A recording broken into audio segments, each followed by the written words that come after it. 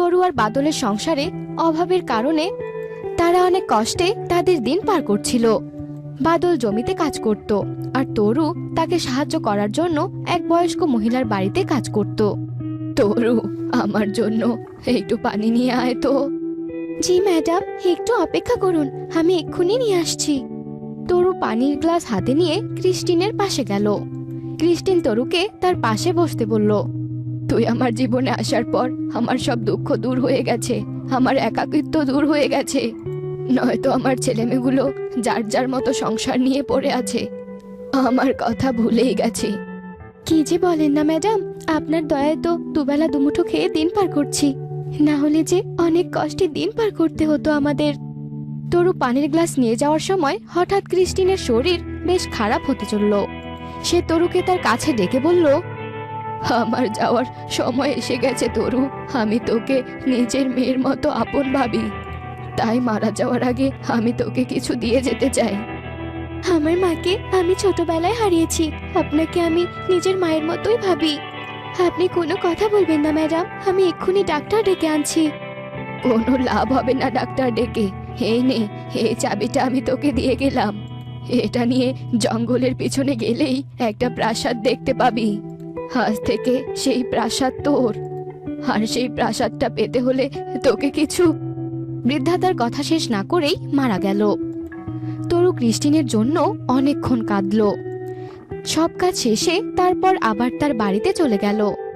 তোমার কাজটা তো চলে গেল, এখন আবার আমাদের অভাবের দিন পার করতে হবে।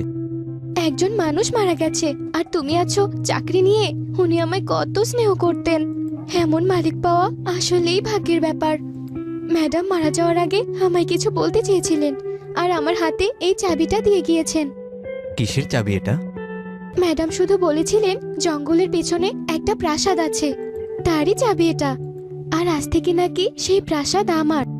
কিন্তু আমি যতদূর জানি জঙ্গলের পিছনে কিছুই নেই, কিন্তু ম্যাডাম যখন বলেছেন তুমি না হয় কালই একবার জঙ্গলের পিছনে গিয়ে দেখে এসো। তরু পরের দিন সেই চাবি নিয়ে জঙ্গলের পেছনের উদ্দেশ্যে রওনা হলো। আর তরুর হাতে চাবি দেখে একটি গাছ বলে উঠল, তোমার হাতে এই চাবি কোথা থেকে এলো? এটা তো ক্রিস্টিনের কাছে ছিল, তুমি কি ওর কাছ থেকে চাবিটা চুরি করেছো?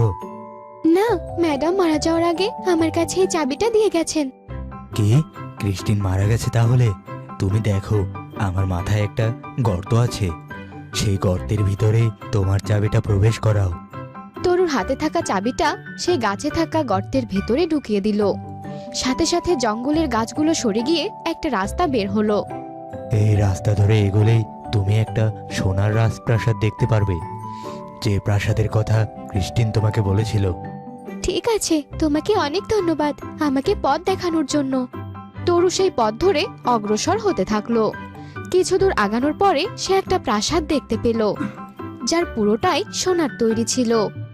এত সুন্দর স্বর্ণের তৈরি যে প্রাসাদ থাকতে পারে এটা আমার জানা ছিল না। ভেতরে গিয়ে দেখি এই প্রাসাদের ভেতরে আর কি কি আছে। এই মেয়ে, কে তুমি? এই প্রাসাদে কি চাইছো? ক্রিস্টিন আমাকে এই প্রাসাদের কথা বলেছে। ঠিক আছে, ভেতরে আসো তাহলে। রাজা তার প্রাসাদের গেট খুলে দিল এবং তরু সেখানে ঢুকে আগাতে থাকলো। তোমার আগে ক্রিস্টিন এই প্রাসাদের মালিক ছিল, কিন্তু ও যখন তোমাকে এখানে আসতে দিয়েছে, তার মানে ধরে নিচ্ছি ওর কোনো বিপদ হয়েছে। হ্যাঁ, ক্রিস্টিন ম্যাডাম আর নেই, উনি মারা গেছেন। মারা যাওয়ার আগে আমাকে এই সোনার প্রাসাদের কথা বলে গিয়েছেন। তোমার আগে ক্রিস্টিনকে এই সোনার প্রাসাদ দিয়েছিলাম আমি, কিন্তু ক্রিস্টিন এই সহজেই এই সোনার প্রাসাদ পায়নি। তার আগে তাকে কিছু পরীক্ষা দিতে হয়েছিল। কি পরীক্ষা? আমিও দিতে চাই সেই পরীক্ষাগুলো। ক্রিস্টিন যেহেতু তোমাকে এই সোনার প্রাসাদের কথা বলেছে, তাই আমি চাই তুমিও তার মতো সবগুলো পরীক্ষায় পাশ করবে। প্রজা, ওকে বাকি সবার সাথে বসিয়ে দাও। ঠিক আছে, আপনি চলুন আমার সাথে। তরু সেই প্রজার সাথে একটা ঘরে যাওয়ার পর দেখলো তার সঙ্গে আরো দুজন বসে আছে। ওরা কারা? ওরাও আপনার মতো এই সোনার প্রাসাদের মালিক হতে এসেছে। ওদের কাছে চাবি না থাকলেও ওরা ওদের মেধা ও জাদুবিদ্যার সাহায্যে রাজপ্রাসাদের খবর পেয়েছে। আমাদের তিনজনের মধ্যে তাহলে যে কোনো একজন এই সোনার প্রাসাদের মালিক হতে পারবে? হ্যাঁ, আপনার জন্য শুভকামনা রইল। আর একটা কথা মনে রাখবেন, আমাদের সামনে যা দেখা যায় তা সবসময় সত্যি নাও হতে পারে। প্রজা এরপর তার পরীক্ষা শুরু করতে লাগলো। সামনের ঘরে 3টা বাটি দেয়া আছে, আর সে বাটির মধ্যে রাজার মেয়ের ছবি দেয়া আছে, আর সেগুলো থেকে যে রাজকন্যার ছবি বার করতে পারবে সে প্রথম পরীক্ষায় উত্তীর্ণ হবে। আহসান, আপনি প্রথমে এই পরীক্ষায় অংশগ্রহণ করেন। আহসান নামের সেই লোকটা দরজার ভেতরে গিয়ে পর্দা সরিয়ে দিল, আর ভেতরে দেখতে পেল 3টি বাটি। তার মধ্যে একটি স্বর্ণের, একটি রূপার, অন্যটি লোহার। এটা তো অনেক সহজ, আমি এই পরীক্ষায় প্রথম হব। এই সোনার বাটি তো রাজকন্যার মতোই মূল্যবান, তাই এত মূল্যবান এই জিনিস স্বর্ণের বাটি ছাড়া কোথাও থাকতে পারে না। এ কথা বলে সে সোনার বাটির ঢাকনা খুলল এবং সেখানে রাজকন্যার ছবি দেখতে পেল না। সে দেখল সেখানে একটি ডিম রাখা। দুঃখিত, আপনি এই পরীক্ষা উত্তীর্ণ হতে পারেননি। পরবর্তী পরীক্ষায় যেন উত্তীর্ণ হতে পারেন তার জন্য শুভকামনা রইল। আহসান মন খারাপ করে বাইরে চলে গেল। একটু পর পরবর্তী প্রতিযোগীকে ডাকা হলো। রোকেয়া নামের একজন মহিলা সেই ঘরে প্রবেশ করলো। এই 3টি বাটির মধ্যে কোনটা বাটি সবথেকে মূল্যবান হতে পারে? কে বলতে পারে? এর উপর বাটি দিয়ে রাজকন্যার চেহারা আর মনের শুভ্রতা দেওয়া আছে। আমি তাহলে রূপোর বাটিটাই বেছে নেই। এ কথা বলে রোকেয়া রূপোর বাটিটার ঢাকনা তুললে সেখানে কোনো রাজকন্যার ছবি দেখতে পায় না। সেখানে একটি চিরকুট পায় যেখানে লেখা ছিল, তুমি ভুল বাটি নির্বাচন করেছো। আপনি এখান থেকে চলে যান। তরু, আপনি ভিতরে আসুন, এখন বাটি নির্বাচনের পালা আপনার। তরু ভয়ে ভয়ে সেই ঘরে প্রবেশ করলো। তারপর তার সামনে রাখা বাটিগুলোকে দেখতে পায়। এবার অনুমান করুন রাজকন্যার ছবি কোন বাটিতে রাখা আছে। রাজকন্যার মতো নামি দামি একজন মানুষ সোনার বাটিতেই তো থাকার কথা। আমি তাহলে এই সোনার বাটিটাই নির্বাচন করি। তরু সোনার বাটি নির্বাচন করতে গিয়ে কিছুক্ষণের জন্য থেমে গেল। সে তার মনে মনে বলল, কিন্তু প্রজা তো আমায় বলেছিল সামনাসামনি যা দেখতে সুন্দর হয় তা সবসময় সঠিক হয় না। আর আমার আগের দুজনও হয়তো এই দামি বাটিগুলোই নির্বাচন করেছিল। আমি বরং কম দামিটাই নেই। তরু বাটিগুলোর কাছে গিয়ে লোহার বাটিটার ঢাকনা খুলল এবং সেখানেই রাজকন্যার ছবি পেল। শুভেচ্ছা, এই পরীক্ষায় উত্তীর্ণ হয়েছেন আপনি। এর আগে যারা ছিল তারা ভুল বাটি নির্বাচন করেছিল। এবার চলুন আমাদের পরবর্তী পরীক্ষায় যাই। এরপর সে 3জনকে নিয়ে বাইরে চলল। এখানে আপনাদের পরবর্তী পরীক্ষা শুরু হবে। যে 2টো পরীক্ষা উত্তীর্ণ হতে পারবে সেই বিজয়ী হবে, আর এই সোনার প্রাসাদও পাবে। কিন্তু আমরা 3জনে যদি এই পরীক্ষা উত্তীর্ণ হই তখন কি হবে?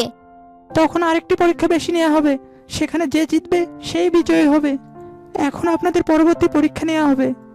এরপর একটি ঘোড়া নিয়ে আসা হলো, আর ঘোড়ার মাথায় একটি আপেল রাখা হলো। তারপর সব প্রতিযোগীদের হাতে একটি করে তীরধনুক দেওয়া হলো। আপনাদের পরীক্ষা হলো ঘোড়ার মাথায় যে আপেলটি আছে তীর ধনু দিয়ে সে আপেলটি ভেদ করতে হবে। যে এই পরীক্ষায় পাশ করবে সে আজকে বিজয়ী হবে। সবার প্রথমে আহসান নামের ব্যক্তিকে নির্বাচন করা হলো। এটা তো একদম সহজ, আমার এলাকায় তীর ধনুকে আমি অনেক সেরা ছিলাম। শুভেচ্ছা, আপনি সঠিকভাবে আপনার তীরটি আপেলটিতে লাগাতে পেরেছেন। এই পরীক্ষায় আপনি বিজয়ী। দেখি বাকিরা কি করে। আপনি বিজয়ী হতে পারেননি, আপনি আপনার আগের জায়গায় গিয়ে বসুন। তরু, এবার আপনি আসুন। তরু তীরধনুক নিয়ে ঘোড়ার সামনে দাঁড়িয়ে ভাবতে লাগলো, সে তো আগে কখনো তীর ব্যবহার করেনি, আর ঘোড়াটা এমনিও আঘাত পেয়েছে। তার তীরের আঘাতে যদি ঘোড়াটা আরো বেশি ব্যথা পায়। আমি এই পরীক্ষাতে নিজ ইচ্ছায় হার মানলাম, কারণ আমি তীর লাগাতে পারি না। আর আমি চাই না আমার জন্য ঘোড়াটি আরো ব্যথা পাক। তরু যেহেতু নিজের হার স্বীকার করেছে, তাহলে এই প্রতিযোগিতায় বিজয়ী হলো হাসান। প্রজার বিজয়ী ঘোষণা করার পর তরু সেই ঘোড়ার কাছে গেল এবং তার শাড়ির আঁচল দিয়ে ঘোড়ার পা বেঁধে দিল। একটু পর তোমার রক্ত পড়া বন্ধ হয়ে যাবে আর ব্যথাও কমে যাবে। তারা সবাই প্রজার পেছনে পেছনে গেল এবং গিয়ে দেখতে পেল তাদের সামনে কিছু কুকুর ঘুমিয়ে আছে, আর তাদের সামনে কিছু খাবার রাখা আছে। আপনাদের পরবর্তী পরীক্ষা হলো কুকুরগুলোর কাছ থেকে সে খাবারগুলি নিয়ে সবার আগে এই গেট দিয়ে আসা। কিন্তু খাবারগুলো অনেক সাবধানে আনতে হবে। কুকুরগুলো কিন্তু অনেক ভয়ানক, একবার তাদের ঘুম ভেঙে গেলে আপনাদের আর আস্ত রাখবে না। আর এই পরীক্ষাটি সবাই একসাথে দিবেন। তারা 3জনই গেল কুকুরগুলোর কাছ থেকে খাবার আনতে। প্রথমে আহসান আর তরু ভালোভাবে কুকুরগুলোর কাছ থেকে খাবার নিল, কিন্তু রোকেয়া খাবারগুলো আনতে গিয়ে শব্দ করে ফেলল, আর তাতে কুকুরগুলোর ঘুম ভেঙে গেল। এই কি, কুকুরগুলো তো আমাকে তাড়া করা শুরু করে দিল।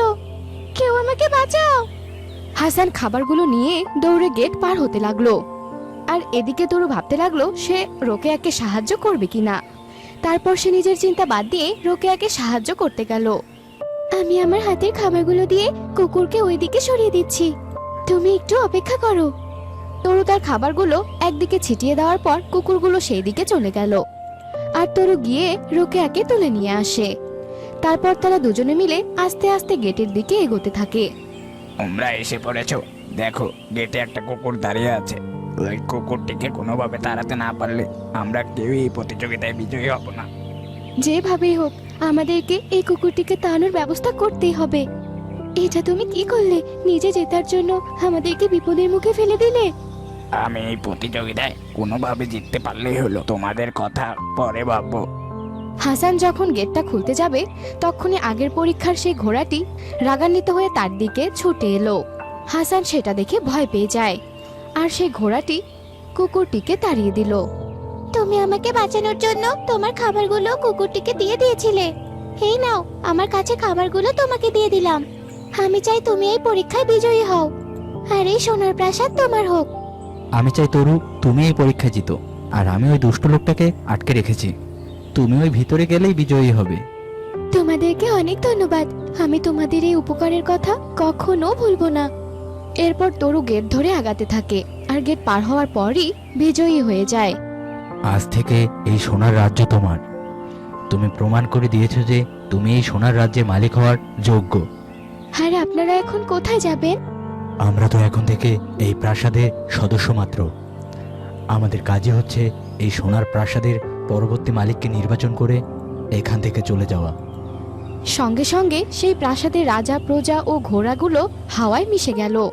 আর তরু তার স্বামীকে নিয়ে সুখে শান্তিতে সেই সোনার প্রাসাদে বসবাস করতে শুরু করলো।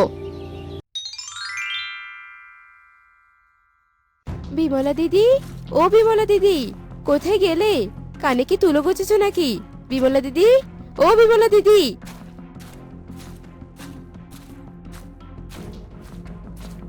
কি হয়েছে রে অনিতা?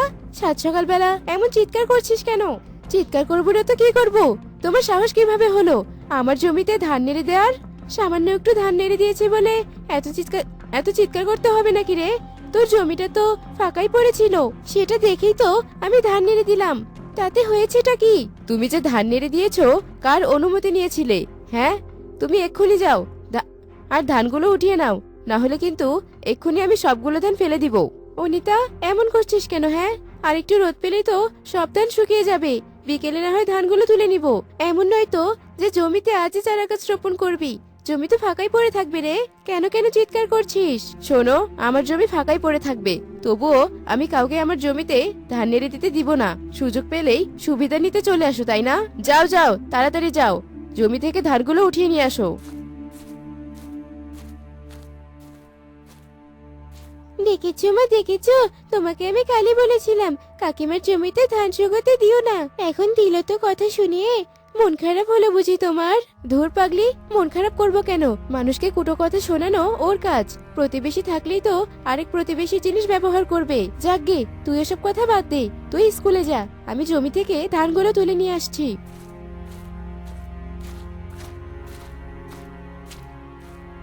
ডাক্তারবাবু, চেক আপ করে কি দেখলেন? সবই তো ঠিকঠাক দেখলাম। সবই যদি ঠিকঠাক থাকে তাহলে আমি কেন সন্তান জন্ম দিতে পারছি না ডাক্তার বাবু?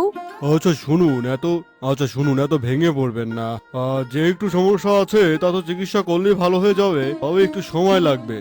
আমি যে ওষুধগুলো লিখে দিচ্ছি এগুলো নিয়ম করে খান। এই যে, তোমরা এখানে আর কতক্ষণ ভিড় জমাবে? বলছি, আমি কাপড়গুলো কাচবো কখন? তোমরা এখান থেকে সরে যাও, আর না হলে আমাকে কাপড় কাচতে দাও।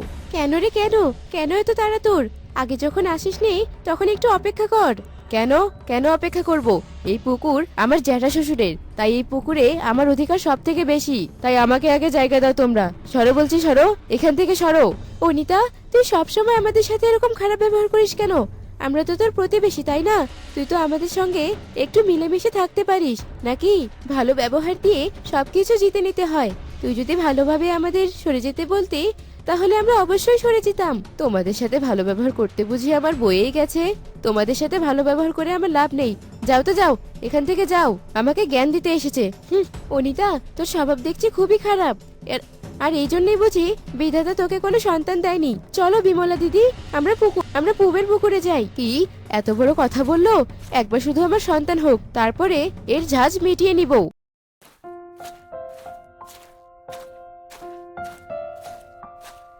আরে আরে, রাঘব বাজা যে। আরে পিসিমা যে, আরে কতদিন পরে তোমায় দেখলাম, তা কোথায় ছিলে এতদিন? মেয়ের বাড়িতে ছিলুম, গতকাল বাড়িতে এসেছি। বেশ ভালোই আছি। তা তোদের কি খবর? বাচ্চা কাচ্চা হয়েছে কি? না পিসিমা, অনেক তো ডাক্তার দেখালাম কিন্তু কোনো লাভই হলো না। এই সন্তানের আশা নিয়ে শুধু সৃষ্টিকর্তার দিক তাকিয়ে বসে আছি। আহারে, কতই না আশা তোদের। সন্তান নিয়ে তো সকলেরই একটু আশা থাকে। বলছি বাচ্চা, ডাক্তারি উপায় বাদ দিয়ে এবার একটু অন্য উপায় দেখ। আমার কাছে এক সাধু বাবার খবর আছে। সাধু বাবার হাত খুবই ভালো। তুই একবার তোর বউকে নিয়ে ওই সাধু বাবার কাছেই যা। তাই নাকি বুড়িমা? আচ্ছা, তাহলে তুমি সাধু বাবার ঠিকানাটা বলে দাও, দেখি সাধু বাবা আমার কোনো উপকার করতে পারে কিনা।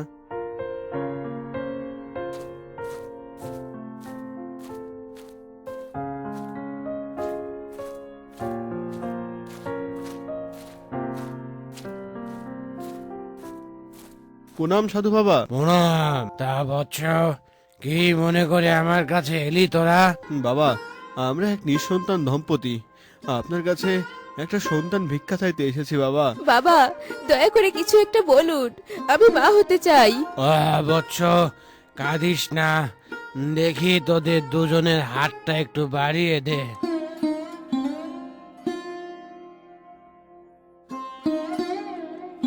বৎস, তোদের বিয়ের কত বছর হলো বলতো?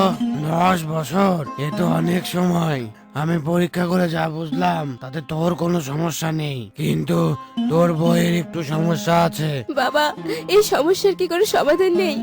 ডাক্তার বাবু তো বলেছিল হাজার ওষুধ খেয়েও কোনো উপায় হয়নি। এবার আপনি শেষ ভরসা, এর একটি সমাধান দিন বাবা।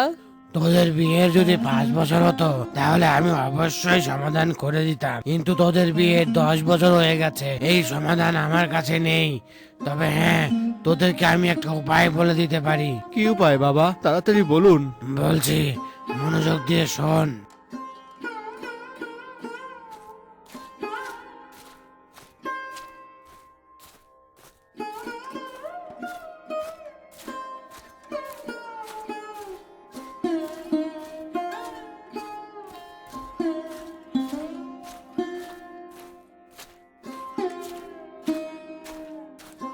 কি হলো বউ, থামলে কেন? চলো চলো, তাড়াতাড়ি পা চালাও, সন্ধ্যার আগেই পৌঁছাতে হবে। ওগো, আর কত দূর? আমি যে আর হাঁটতে পারছি না, আমার পা দুটো যে ভীষণ ব্যথা করছে। এভাবে বললে তো হবে না বউ, মাত্র তো 40 কিলোমিটার আসলাম, এখনো বাকি 60 কিলোমিটার, তারপর তাম্বলপুর, আর সন্ধ্যার আগে সেখানে পৌঁছাতে হবে। শোনো, সন্তানের মুখ দেখতে হলে একটু কষ্ট করতেই হবে।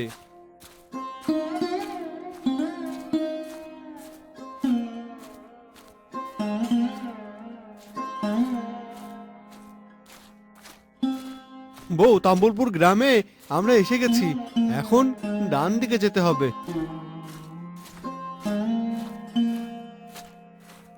ওগো, এখানে তো অনেকগুলো কলা গাছ আছে, আর সবগুলোতেই তো কলা ধরে আছে। হ্যাঁ, তাই তো দেখছি।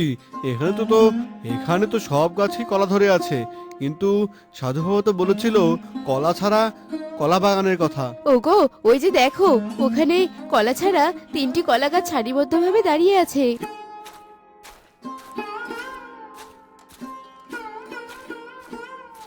এই যে কলা গাছ দিদি, আমার কথা শুনছো? শুনতে পাচ্ছ আমার কথা? কে তোমরা? কি চাই তোমাদের? সন্তান চাই দিদি, সন্তান চাই। এখন তোমরাই আমাদের শেষ ভরসা। সাধু বাবা বলেছে তোমরা সাহায্য না করলে আমরা কোনোদিনও সন্তানের মুখ দেখতে পারবো না। কেঁদো না তুমি শান্ত হও, আমরা তোমাকে সাহায্য করব, কিন্তু তার জন্য তোমাকে একটা পরীক্ষা দিতে হবে। কি পরীক্ষা? কে পরীক্ষা দিতে হবে বলো, আমি সব পরীক্ষা দিতেই রাজি আছি।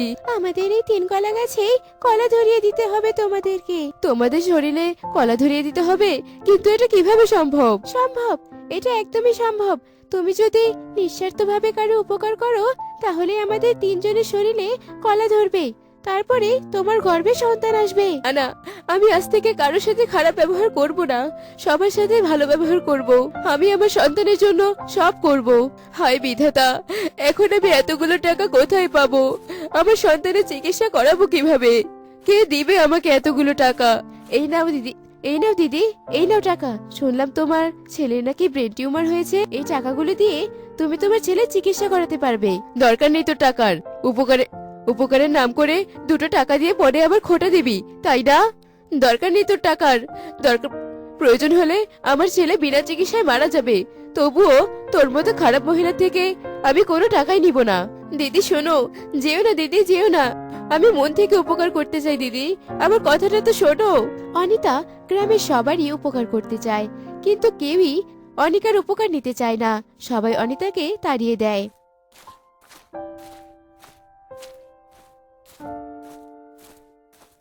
আমার থেকে তো কেউ উপকার নিতে চাইছে না। আমি এত করে বলছি আমি আগের অনিতা নেই, আমি ভালো হয়ে গেছি, তারপরেও কেউ আমার থেকে উপকার নিতে চাইছে না। ওগো, তাহলে কি আমি আর কোনোদিনও মা হতে পারবো না? এখন বুঝেছো এখন বুঝেছো তো খারাপ ব্যবহারের পরিণতি কি হয়? কত করে বলেছি তোমায় যে খারাপ ব্যবহার করো না, কিন্তু তুমি কার কথা শুনবে বলো? আর আজ দেখো তুমি কত ভালো হয়ে গেছো, তবু কেউ তোমাকে বিশ্বাস করতে চাইছে না। না না, আমাকে প্রমাণ করতেই হবে। না না, আমি ভালো হয়ে যাব। আমি সকলকে বোঝাবো কারো না কারো উপকার যে আমাকে করতেই হবে। সন্তানের জন্য এইটুকু কষ্ট তো আমাকে করতেই হবে। ওরে, কেউ ওঝা ডাক রে, ওঝা ডাক, বাচ্চা মেয়েটা যে কষ্ট পাচ্ছে।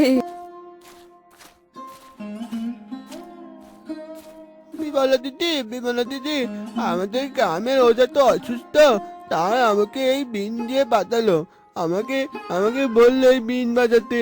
কিন্তু এই বিন বাজাবে কে? হে বিধাতা, তুমি আমার মেয়েটাকে সুস্থ করে দাও। আমি আর আমার মেয়েটাকে বোধহয় বাঁচাতে পারলাম না। হে বিধাতা, এবার বুঝি আমি আমার মেয়েটাকে হারিয়ে ফেলবো। তুলি, মারে আমাকে ছেড়ে যাস নে। কেঁদো না দিদি, তুমি কেঁদো না, আমি তোমার মেয়েটাকে সুস্থ করব, আমি বিন বাজাবো। বাচ্চা, এই ভুল করিস না রে বাচ্চা, আমরা সাধারণ মানুষ, এই বিন বাজালে যে আমাদের ক্ষতি হয়ে যাবে। হোক ক্ষতি, এতদিন আমি সকলের অনেক ক্ষতি করেছি, এবার যদি আমার ক্ষতি হয়ে কারো উপকার হয় তবে তাই হোক, কারো একজনের প্রাণ তো তাতে বেঁচে যাবে। মা মা মা, আমার কি হয়েছে? মা, বোন বোন, দেখ আমাদের শরীরে কলা ধরেছে, তার মানে ওই মহিলা নিঃস্বার্থভাবে কারো উপকার করেছে, তার প্রতিদান অবশ্যই সে পাবে।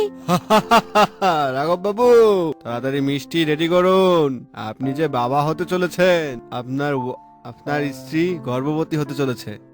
ডাক্তারবাবু, সত্যি আমি গর্ভবতী হতে চলেছি। ওগো শুনেছো তুমি? দেখলে তো মানুষের নিঃস্বার্থভাবে উপকার করার ফল। আজ 10 বছর পর আমরা সন্তানের মুখ দেখতে পাবো। মোল্লা বাড়ির বউ মিতি মিষ্টি খেতে খুব ভালোবাসতো, কিন্তু সংসারে অভাব থাকার কারণে তার মিষ্টি খাওয়া খুব কমই হতো। আজ আসার সময় পারলে আমার জন্য মিষ্টি নিয়ে এসো, কতদিন হলো মিষ্টি খাই না। যেখানে 3 বেলা ভাত আনতেই কষ্ট হয়, সেখানে মিষ্টি তো বিলাসিতা, তাছাড়া আর কিছু না। দেখি, তাও চেষ্টা করব। এই তো আমার মনের মতো একটা কথা বলেছিল, তুমি খুব ভালো। থাক, আর বলতে হবে না, আমি কাজে গেলাম। মা, বাবা কি আজ মিষ্টি আনবে? বললো তো আজ আনার চেষ্টা করবে, দেখি আনে কি না। ওখানে এত মানুষের ভিড় কিসের? কি করছে সবাই? আরে তুমি জানো না, চৌধুরী সাহেবের বাড়ির কাজ শেষ হয়েছে, এই উপলক্ষে তিনি সবাইকে মিষ্টি খাওয়াচ্ছেন। সত্যি? আমি গেলে আমাকে কি মিষ্টি দিবে? কেন দিবে না? তাড়াতাড়ি যাও, হয়তো মিষ্টি শেষ হয়ে যাবে, পরে আর পাবে না। ঠিক আছে, আমি এক্ষুনি যাচ্ছি। সবুজ অনেক ভিড় ঢেলে ঠুলে 2টো মিষ্টি পায়, আর কিছুক্ষণ পর সব মিষ্টি শেষ হয়ে যায়। মিষ্টি সব শেষ, যে যার মতো চলে যান। কখন থেকে দাঁড়িয়ে আছি, কোনো মিষ্টি পেলাম না। শুধু শুধু এতক্ষণ অপেক্ষা করলাম। হ্যাঁ, মিষ্টি না থাকলে কি কিছু করার আছে? চল চলে যাই। কই তরুর মা, কোথায় গেলে? দেখো তোমাদের জন্য কি নিয়ে এসেছি। কি হলো? এই অবেলায় চলে এলে কেন? আর এত ডাকাডাকি বা করছো কেন? কাজ শেষ? না, আগে দেখো তো আমার হাতে কি। মিষ্টি?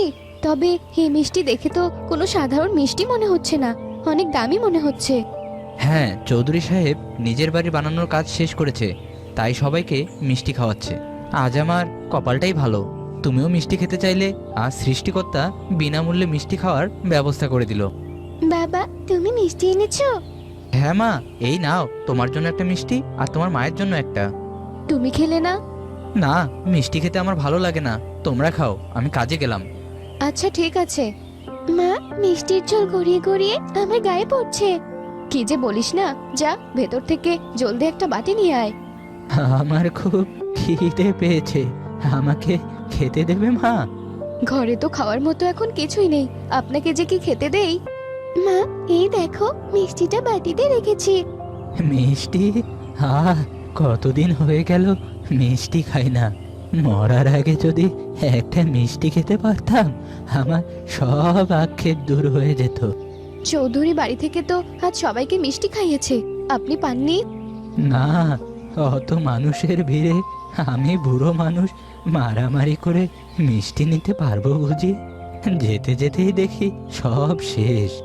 মা, আমার এই মিষ্টিটা বুড়ো দাদুকে দিয়ে দাও। কিন্তু তুই তো অনেক আশা করেছিলি মিষ্টি খাবে বলে। মা, আমি তো চাইলে যে কোনো সময় মিষ্টি খেতে পারবো, কিন্তু এই দাদু তো বয়স্ক মানুষ। যদি মিষ্টি খাওয়ার আর সুযোগ না পায়? না না, আমার লাগবে না মিষ্টি মা, তুমিই খাও। আমি তো এমনিই বলেছিলাম। খান, আমার মেয়েটা অনেক আশা নিয়ে বলছে, আপনি মিষ্টিটা খেলে ওর ভালো লাগবে। ঠিক আছে, তোমরা যখন এত করে বলছো। তরু তার হাতে থাকা মিষ্টিটা বুড়োকে দিতে গেলে নিচে পড়ে থাকা একটা লাঠির সাথে তার পা লেগে মিষ্টিটা দূরে পড়ে যায়। তরু, ব্যথা পাসনি তো? দাদু ভাই, তুমি ঠিক আছো তো? হ্যাঁ, আমি ঠিক আছি, কিন্তু মিষ্টিটা আমার হাত থেকে কোথায় যে গিয়ে পড়লো, কোথাও তো দেখতে পাচ্ছি না। থাক, ওই মিষ্টি আর তোকে খুঁজতে হবে না, এমনিতে ওই মিষ্টি ময়লা হয়ে গেছে, খাওয়া যাবে না আর। বুড়ো দাদু কি তাহলে মিষ্টি খাবে না? খাবে না কেন? আমার মিষ্টিটা কিসের জন্য আছে তাহলে? এই নিন, আপনি আমার মিষ্টিটা নিন। তা কি করে হয়? তোমরা দুজনে আমার জন্য একটা মিষ্টিও খেতে পারবে না? সৃষ্টিকর্তা হয়তো এই মিষ্টিটা আপনার ভাগ্যেই লিখে রেখেছিল, আমাদের জন্য নয়। এজন্যই তো আপনাকে দিচ্ছি। আপনি কোনো সংকোচবোধ না করে মিষ্টিটা খেয়ে নিন, তাহলে আমাদের দুজনেরই ভালো লাগবে। উপরওয়ালা তোমাদের মঙ্গল করুন। আজ তোমরা দুটো মিষ্টি না খেয়েই আমাকে খাওয়ালে, এর বদলে তিনি যেন তোমাদেরকে 1000টা মিষ্টি খাওয়ানোর সুযোগ দেয়। বুড়ো মিষ্টি খেয়ে সেখান থেকে চলে গেল। সেই রাতে মিষ্টিটা যেখানে পড়েছিল সেখানে ছোট্ট একটি গাছ হলো। তরু, সকাল হয়ে গেছে, তাড়াতাড়ি ওঠ, মুরগিগুলোকে ছেড়ে দে, আমি উঠোনটা ঝাড় দিয়ে নিচ্ছি, বেশি দেরি করিস না। হে কি, এখানে এত বড় গাছ কোথা থেকে এলো? তরু, তরুর বাবা, তাড়াতাড়ি দেখে যাও। কি হয়েছে? সকাল সকাল এমন চিৎকার করছো কেন?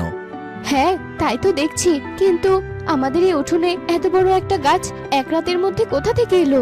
তাই তো দেখছি, এখানে কি কোনো বীজ লাগিয়েছিলে নাকি?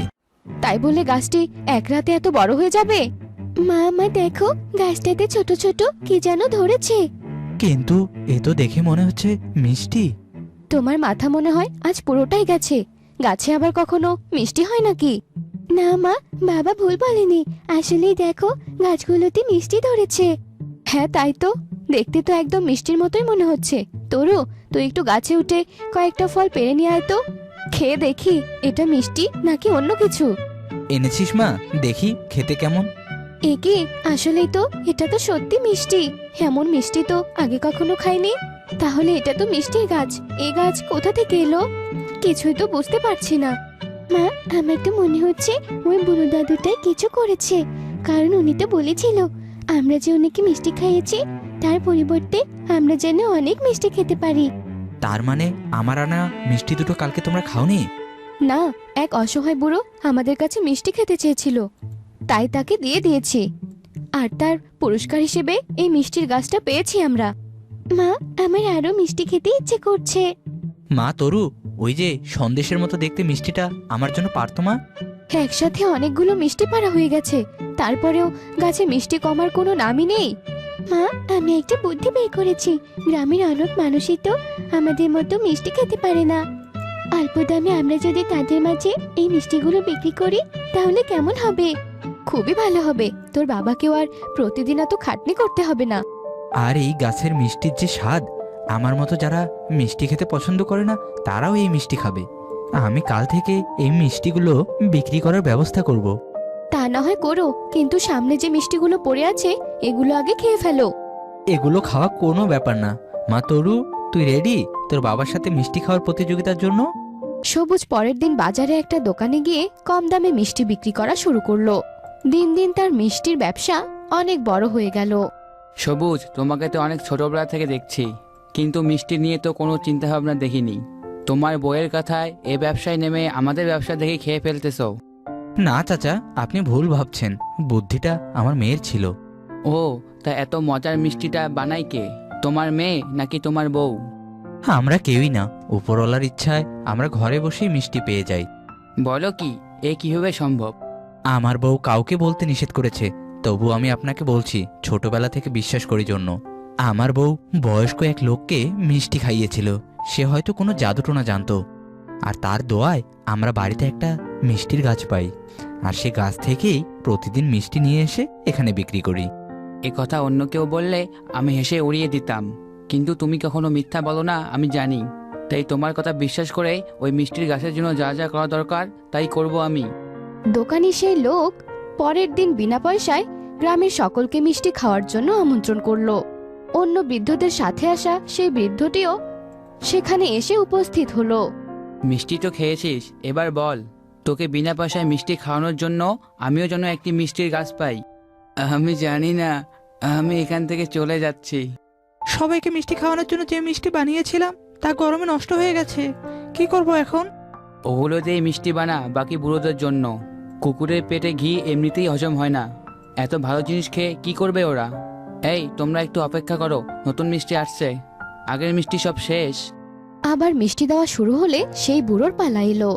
দোকানি বুড়োকে মিষ্টি দিয়ে দোয়া করতে বলল। এই, তুমি বাকি মিষ্টিটুকু মাটিতে ফেললে কেন? এখান থেকে তো তোমার মিষ্টির গাছ হবে। তাই বুঝি? যাক, ভালোই হলো, এখানে বসে বসে গাছ থেকে মিষ্টি পারবো। পরদিন দোকানির দোকানের সামনে একটা মিষ্টির গাছ হলো। দোকানি খুশি হয়ে সেই গাছ থেকে মিষ্টি পেড়ে মিষ্টি বিক্রি করার জন্য বসে পড়লো।